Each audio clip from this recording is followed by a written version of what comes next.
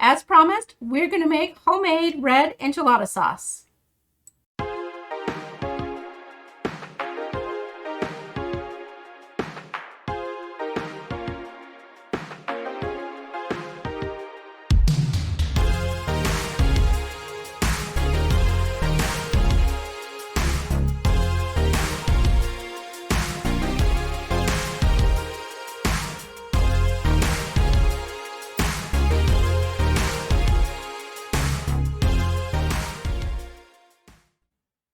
Hey everyone, welcome to the Radical Geek YouTube channel. And just recently on a live stream, we talked about making homemade enchilada sauce, and I said it was really easy, and we all agreed that I would take the time and show you how. So that is what we're going to do today.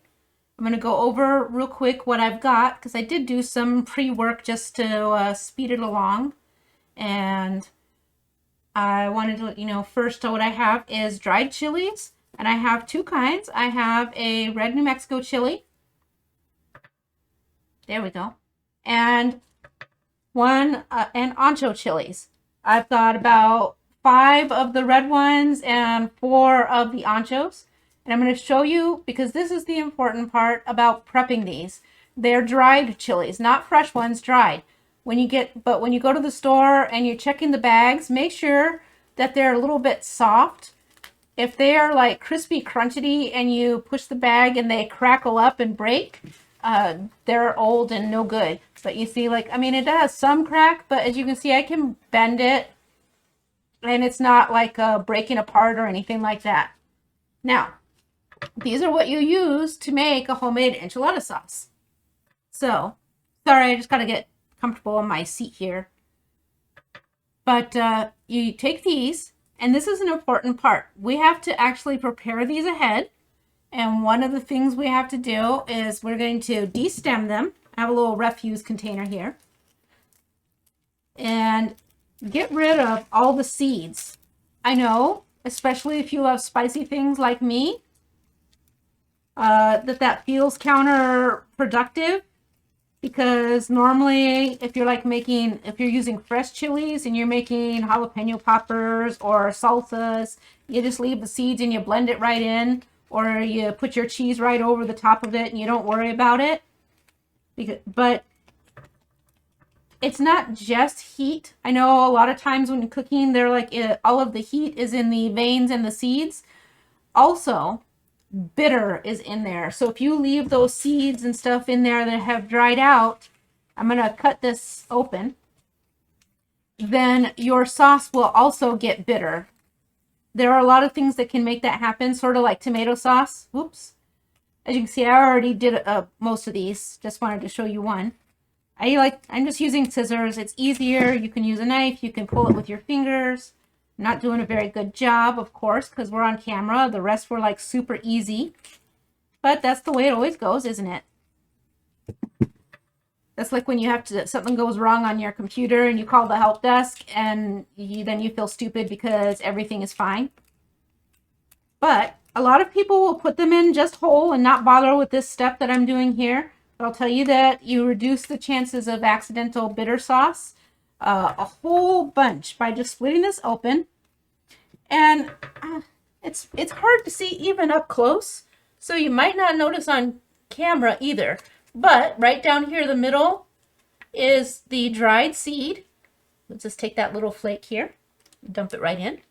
And here's where the vein is, and there's one on each side, and you can see it because it's darker than the rest, especially when from my view with the big studio lights shining through, I can see the vein clearly. And you want to take that and just give it a little, that was too aggressive, just kind of, you can usually rip it off with your fingers. In this case, this one was being stubborn, so I'm going to take my scissors and just give it a trim. I know it seems crazy, and you think, well, it's going to take forever doing all those chilies. It took like 5 minutes. And like I said, a lot of people are not that meticulous about it. But I really feel that, there you go, there's the vein. Not, okay, that little squiggle, you can't see it. There just looks like a little stick. Okay.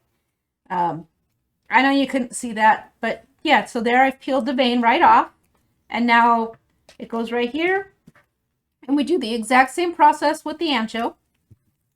Only the anchos get a little bit more stuck together. So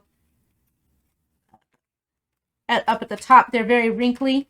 So you got to take a little extra trim. But I just slide it right down.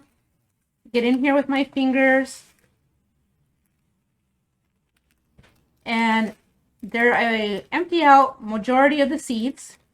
We'll get the rest of them in a second, but I wanted to show you on this one because you can see this, the vein and the stem a little clearer. Let me brush some more seeds off.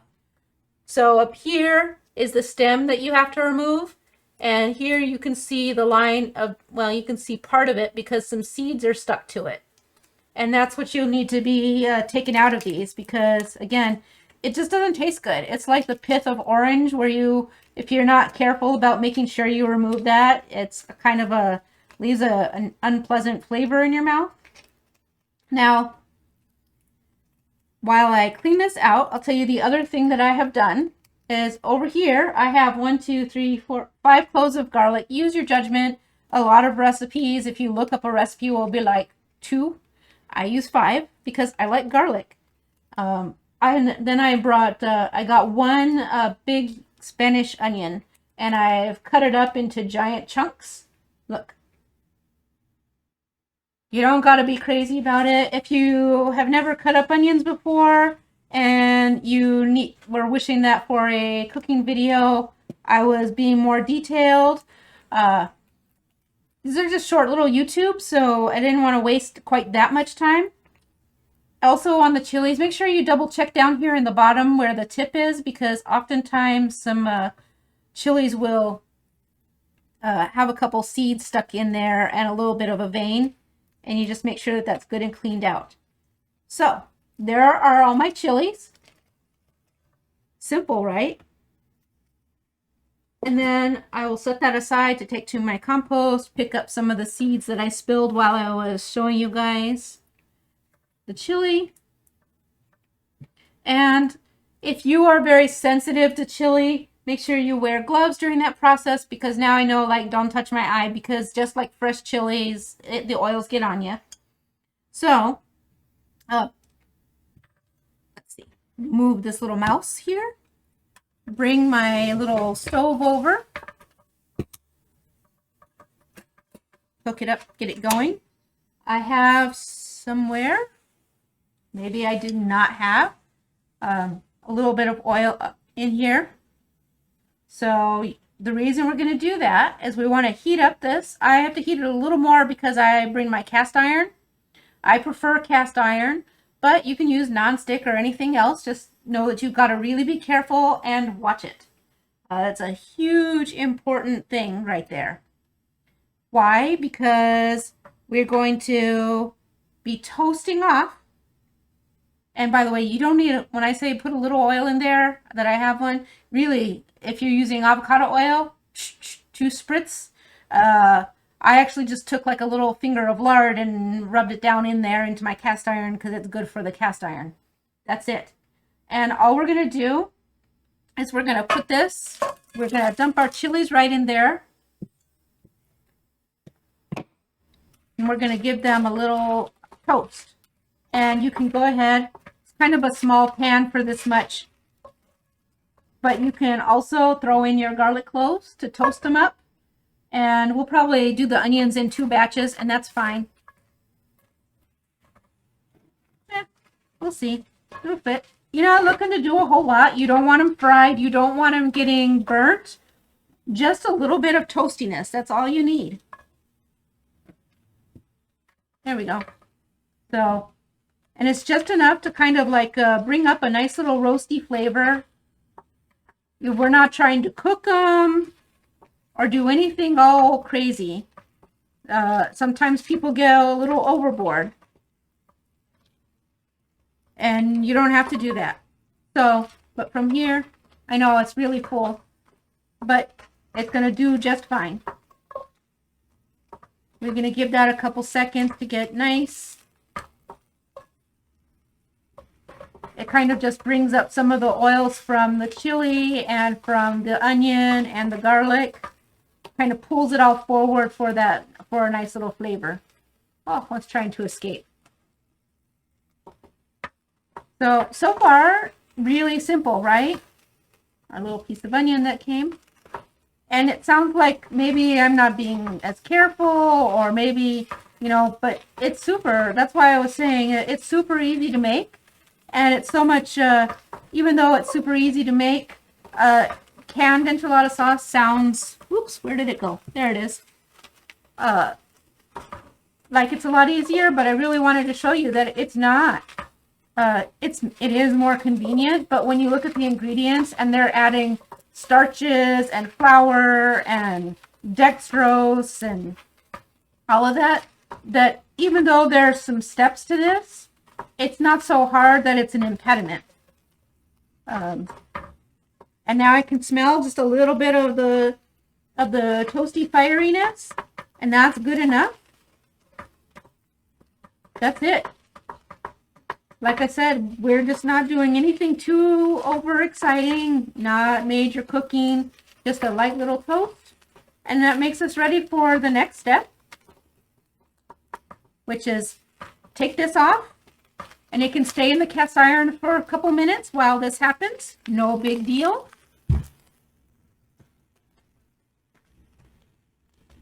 And now I have my pot. I wish I had a clear one, but I don't have a clear one this big. This just has 4 cups of chicken bone broth in it, which is basically chicken stock. So that's it. It's chicken stock, and we're going to bring it to a boil. And I'm going to take a minute and enjoy a cup of coffee while that happens. Because that's the other best part about cooking, right? Enjoying your cup of coffee. So, but you can hear, because my cast iron was hot, the onions are still sizzling. I brought all my chilies up to the top because they're toasted, and I don't want them to get any burn, because if that happens, then they get bitter. Everything makes them bitter. Now, your preference. The other thing you could be toasting up in here would be a tomato. I don't put tomato in my enchilada sauce. It just adds another level of carbohydrates for it, and it's unnecessary, although it does taste nice. And if you like that texture, or you like that little extra tomato bent to it, absolutely toast it up right in there with the rest of the stuff. Super, super easy. And my chicken broth, you can see the steam coming up if I move my hand. So it's just about ready. And some people will not do it this way. Some people will take your toasted chilies and put them in a bowl, and then you put your boiling fluid on top of that. I prefer to do what we're about to do, which is as soon as this comes to, and it's almost there, I'm going to scoop my stuff in there and let it simmer for about 25 minutes. And while that happens, I will go ahead and pause the video, because what are we going to do for 25 minutes? That's a crazy video. So we'll pause it. And the next step I'm going to do is, while this simmers, is get my blender set up, because that's the next thing we're going to do. I will walk you through the blending. I did warn you guys, there's a lot of blender noise. We'll figure it out. Maybe I'll just pause the video while it's blending, and then we can... I'll splice it all together at the end. It might be a little weird, choppy, but whatever. I think we'll all survive. But we'll at least keep it through a little bit so you can see some of the texture change. So there's my stock now. It's looking good. These are not hot. So I just bring my stuff in and scoop it right in.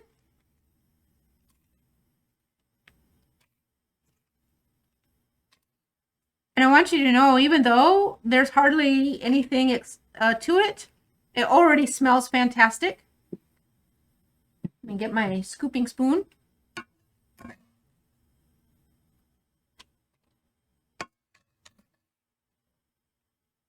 And you just scoop it all right in here.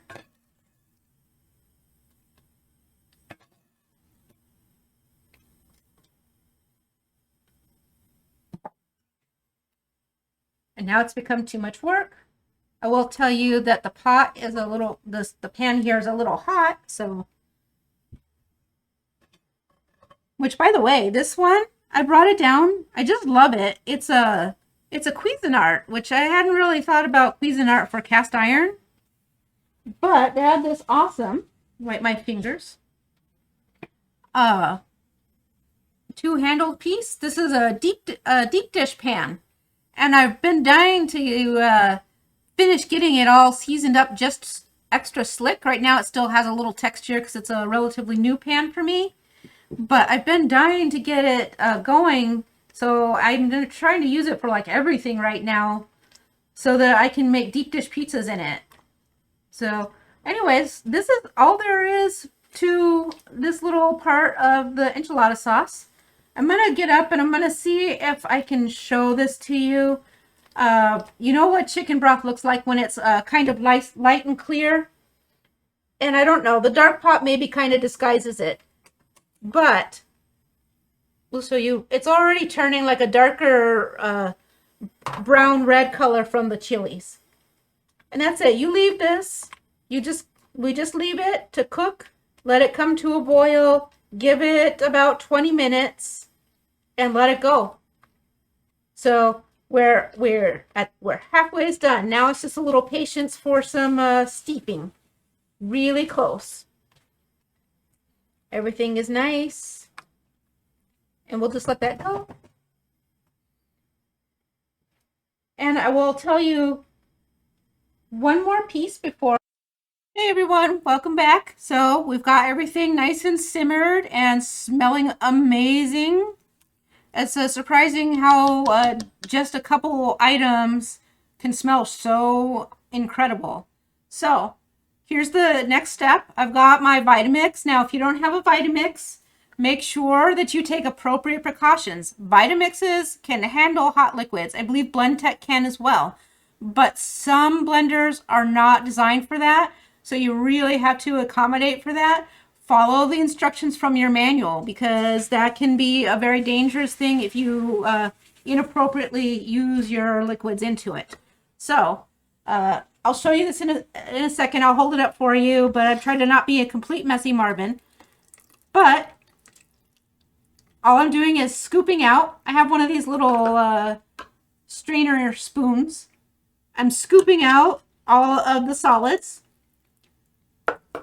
Let me see if I can get a chili for you to show you the difference in the texture. So you can see it's now completely rehydrated and soft and floppy and burning the bejesus out of my fingers. So we'll scoop it. It all comes right into the blender. It takes me just a second. Boy, this just really takes me back. Now this is what I would consider just like an average batch. But I will tell you, when I was little, we would do these in big, giant hunkin' stock pots. And it would take us several batches and we didn't have the blender. There's a lot of straining involved. So, and you do it in the molcajete and all of the elbow grease involved gets pretty intense. And I just have to say, how happy am I to have an awesome thing like the Vitamix? Incredible. Also, how much do you love that green screen effect with the steam floating around my head? I find that incredibly hilarious. I hope that you do as well. Make sure that if you need extra help or different lessons or things like that, which I can do additional YouTubes, or if needed, we can set some time aside, you know, one-to-one to do like a Zoom or things like that. You know, I'm always happy to help, and it is not restricted. So I believe I've gotten everything out of the pot now. One last straight onion. Just making sure. And there you go. So you can see all of the vegetables.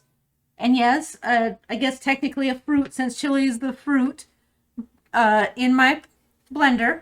I'm going to set it on here. But if I just blend that right now, it's going to just make a mess, a globular mess.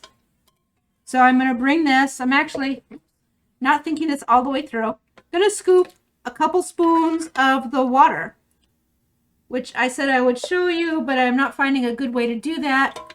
But, well, now I don't. So I'm just putting a few spoons of it in there.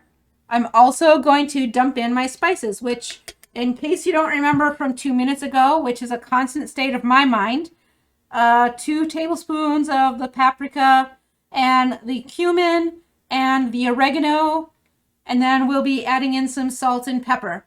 Literally all there is to it. Oh, sorry about that. My ring. Grinding.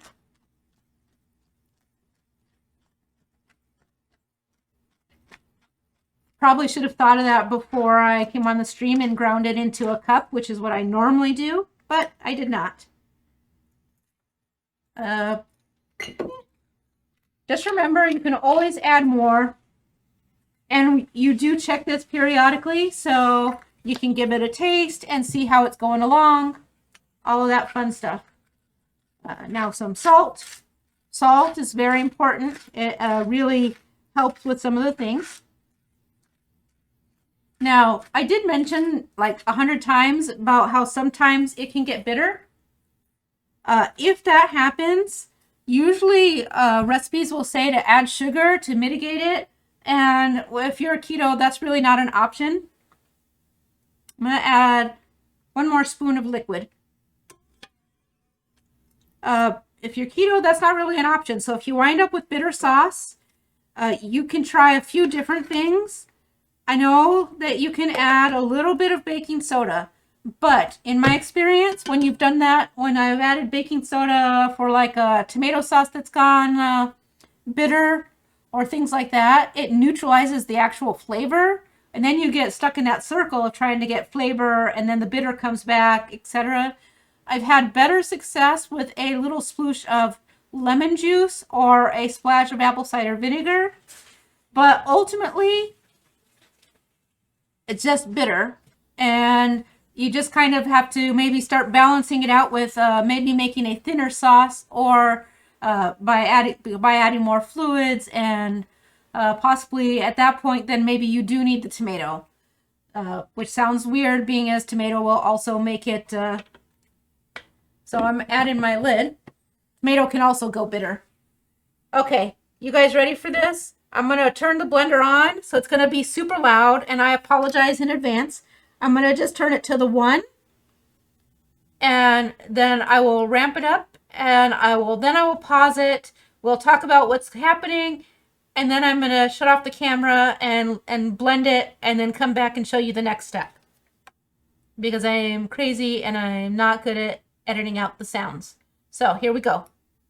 Or here we don't go. There we go. No. I'm not getting power. First, we're going to see why I'm not getting electricity, and then we'll resume the video. Let's see. Let me grab it. Oh, because it's not plugged in. It's as if I stopped working in IT. There we go. Now it's going. That's all there is to it. We'll wrap it up.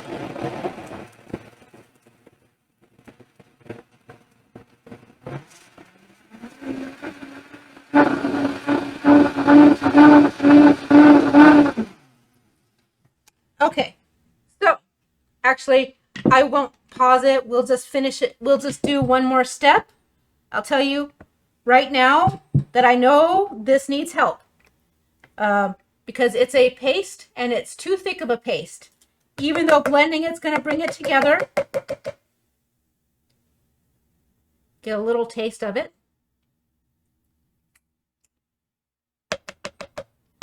From a flavor profile, it's good. It needs more salt.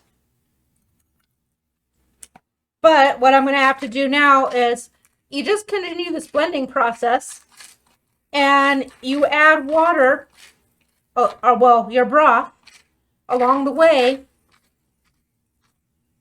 to even that out. And And you're going to do that until it's the consistency you prefer. I'm just going to pour some in dangerously, living on the edge. Why should we scoop with a spoon when we can just dangerously pour hot liquids, right? So use the spoon, don't do what I do, etc., etc. And as you recall, I started with 4 cups of liquid. It may wind up being, it's probably a little less just from the boiling, but like it's probably about like 3.5. So again, start on low and then ramp it up.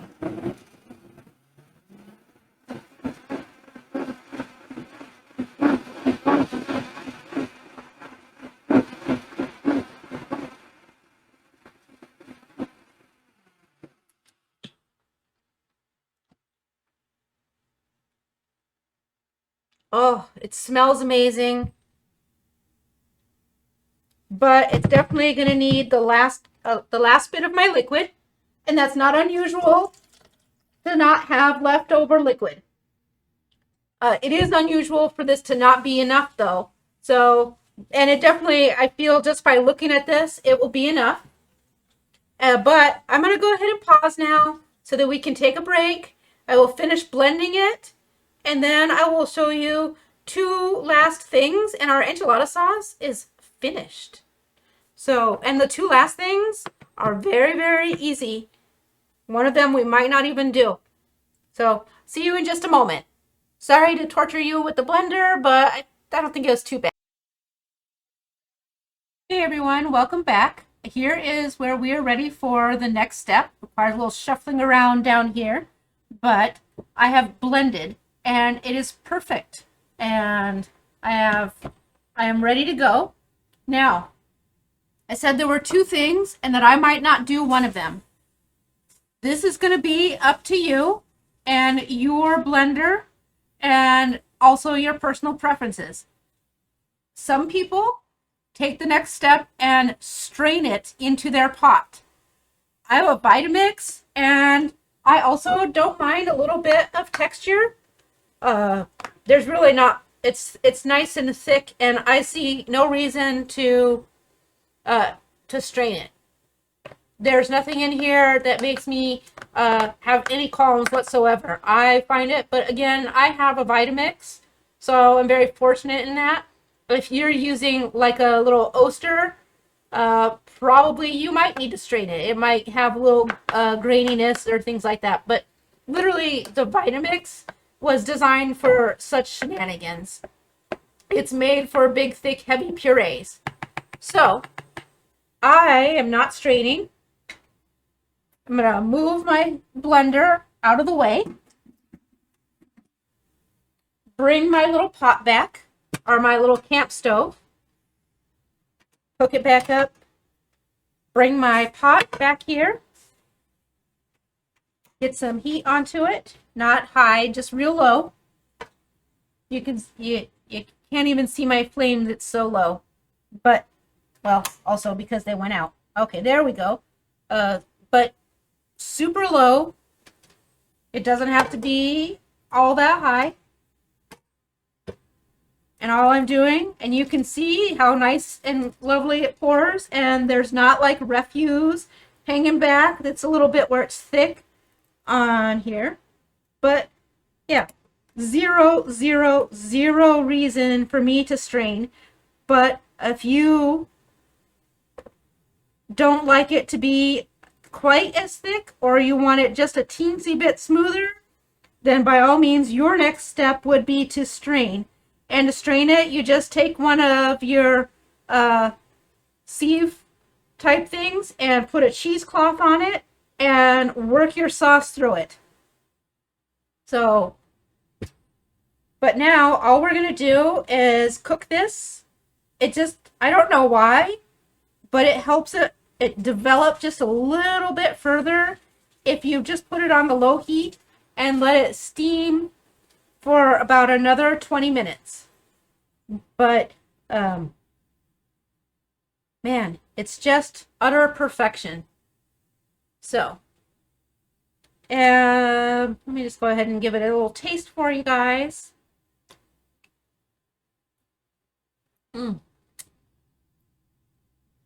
Yep. And I was fortunate. I don't have any bitterness. Like I said, I mentioned you could add a little splash of apple cider vinegar or a little teeny splash of lemon juice. You want to be careful because you don't want to accidentally neutralize your flavors. And the one other thing that you can do that would be an option to help if you've got any little remaining bit of bitter. Now, keep in mind, it is chili, so it does get a little teeny tang. That's part of the appeal. I think they neutralized the heck out of it in canned sauce, so it's not as good to me. You know, where's the spice? But the other thing you can do is add a square of baker's chocolate into this while you're cooking it and let that melt. Not the sweetened kind, the hardcore bittersweet. The hardcore baker's chocolate that's got nothing in it. It's just chocolate. Melt one of those in. Sort of like when you would do with like a mole. And if you don't know how to make a mole, I guess we can do that too sometime. But just, you know, that might be like a whole live stream all by itself. We won't even be able to do coffee. Because that's some doing. And we wouldn't even finish it.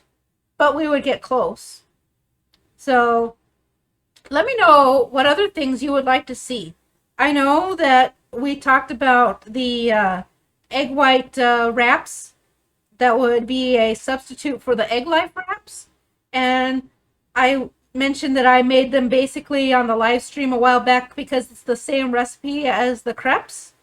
But since we're doing the enchilada sauce, I might go ahead and just do a video once more demonstrating using the crepe maker and Indigo Neely's recipe, just so we have it as a standalone. Sure, why not? And go from there. Might be like the whole series this week. We do enchilada sauce, then we do egg white wraps, and then on Cheese Friday, we shred some cheese up and make an enchilada. Who knows? But that's all there is to it. This enchilada sauce is going to sit here on this very low heat and just stay nice and warm and get even more silky for about another 20-25 minutes.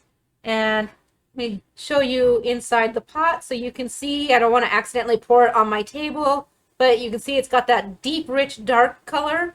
Which is different from the can because, you know, the can can sometimes get the, it's kind of bright red like my tablecloth. But this does get to be that dark, rich, deep, deep red. And that's because of the types of chilies we used and also because we have not added any artificial colors and nor did we add flour or anything else like that to it. It's all from the natural foods that have made it this color. And that is it for our enchilada sauce.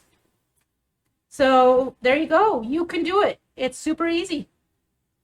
We're actually really close to making that sauce that they needed to make the burrito tacos. Not that far off. We would do a couple different things, but very similar. All right. I hope that you are having a fantastic day. Don't forget to share the channel around so we can grow our community. We did get the response for the winner of the salted caramel collagen.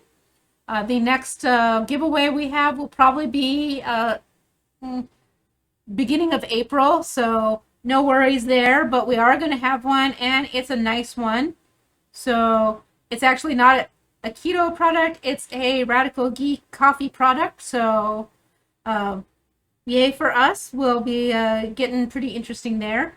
So share it about, grow our community. If you aren't subscribed, make sure that you hit the subscribe button and the little bell icon, all those YouTube things that everybody's supposed to remind you about 100 times. So that's it. I will see you tomorrow. Bye-bye.